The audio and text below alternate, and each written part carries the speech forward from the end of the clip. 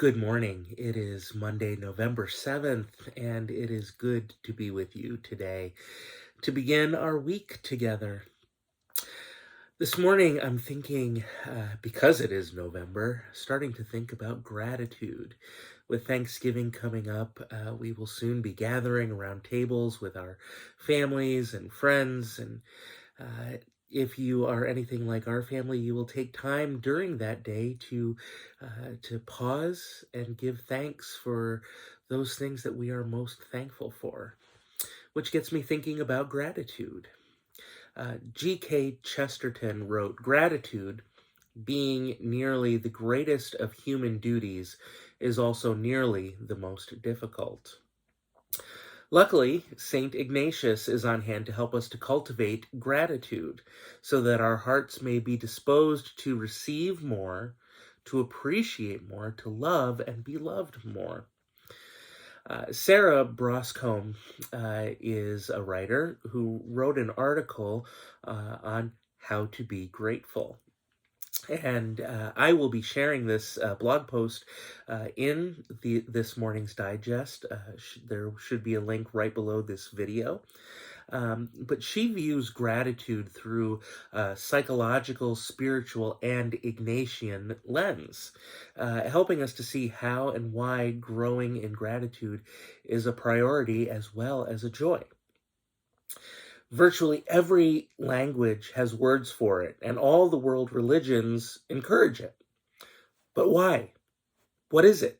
Why is it important? Well, gratitude, excuse me, is an acknowledgement that we have received something of value from others. A compound of admiration and joy, a felt sense of wonder, thankfulness, and appreciation for life. An individual experiences the emotion of gratitude when they affirm that something good has happened to them and they recognize that someone else is largely responsible. The etymology of gratitude shares with grace from the Latin root gratus, the sense of unmerited favor and intentional benevolence. So, a working definition of gratitude, therefore, is appreciation of unearned favor intentionally given. But why be grateful? Well, there are scientific and spiritual answers to this question. Highly grateful people, compared to their less grateful counterparts, tend to experience positive emotions more often, and to enjoy greater satisfaction with life and more hope, experience less depression, anxiety, and envy. They tend to score higher in prosociality and be more empathic, forgiving, helpful, and supportive, as well as less focused on materialistic pursuits compared to their less grateful counterparts. Gratitude helps us in quite practical ways.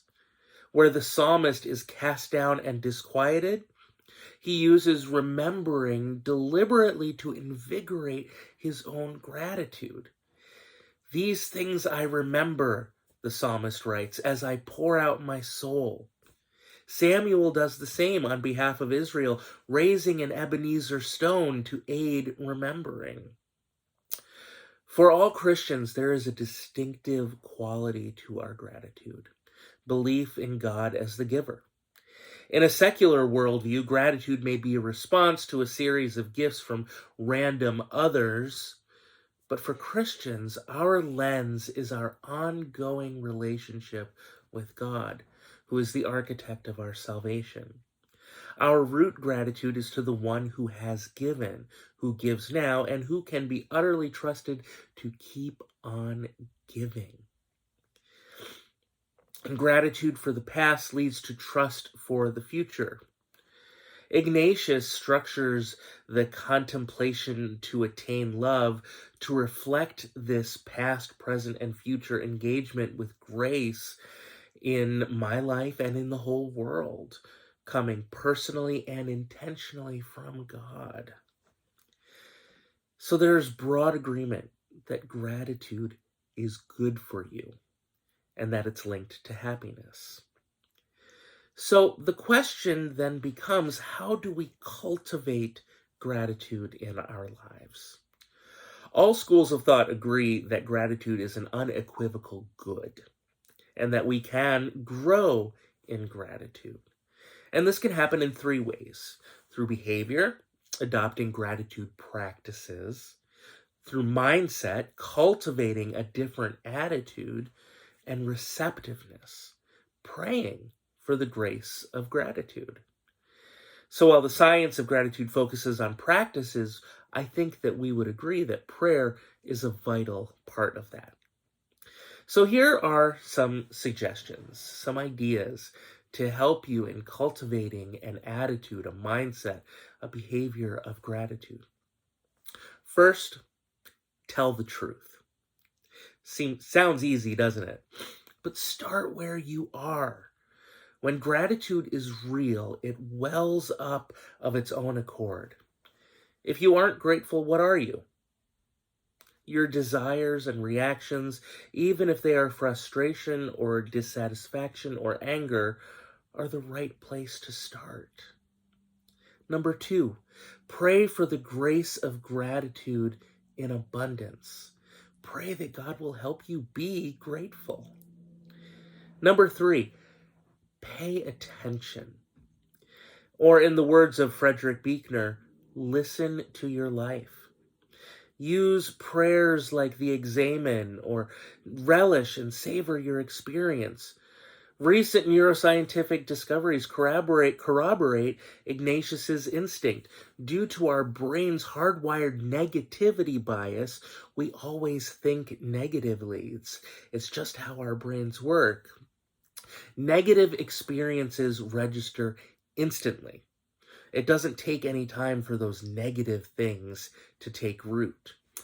But positive experiences generally have to be held in our awareness for up to 20 seconds for them to register in our emotional memories.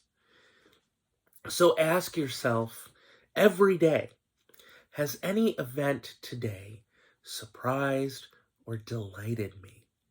More simply expressed, have I enjoyed anything today? Then focus your attention on what you enjoyed, relish it, and just suck all the enjoyment out of it that you can. It is only by doing this that we begin to understand the wonder that is already in our lives. Notice where your mind is dwelling. There might be learnings in your experience of ingratitude as well. When we notice what prevents, blunts, dulls, sabotages, hijacks, or sours gratitude for us, we can take action against it. One thing that I have done in this vein of listening to my life is keeping a gratitude journal. And I don't always accomplish this, but I try to every night write down one thing that I am grateful for, one thing that I enjoyed in the day, one thing that brought me life. Some days it's hard. Some days it's really hard to identify that one thing. Other days it's much easier. But just as we have to hold those positive experiences in our mind for 20 seconds or more, to suck all the joy out of them. I know also from research that writing things down by hand helps us to ingest, to bring them into ourselves in a much more concrete way. Whereas typing and thinking about can accomplish that, it just doesn't work the same way as handwriting. There's something about writing things out by hand that just brings them a lot closer.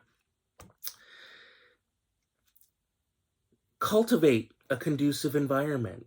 Whatever is conducive to gratitude for you, find it and do it. The science of gratitude researchers note that this will be different for different casts of mind. Sometimes gratitude comes in waves. So we have days when, without doubt, we feel like we are the most blessed person alive. But then there are also days when we are ungrateful and we find ourselves weighed down by guilt and self-blame, and, well, you might find that remembering helps cultivate gratitude, intentionally giving to others more stimulating. And then finally, receive. When gratitude comes, don't rush away. Pay attention to the giver, to the gift, and to the impact on your grateful self. Savor and relish this too. Whether it is another person or whether it is from God, acknowledge it. Don't be quick to move on from it. Hold it. Honor it for the gift that it is. Well, friends, this month, as we move towards the holiday season, which is full of gift giving, I pray that you will take time to cultivate gratitude, that this attitude of gratitude and gratefulness might indwell in you, might become you, so that it might pass to others. I hope that you have a really wonderful day, a really good start to your week, and I'll talk to you soon. Take care.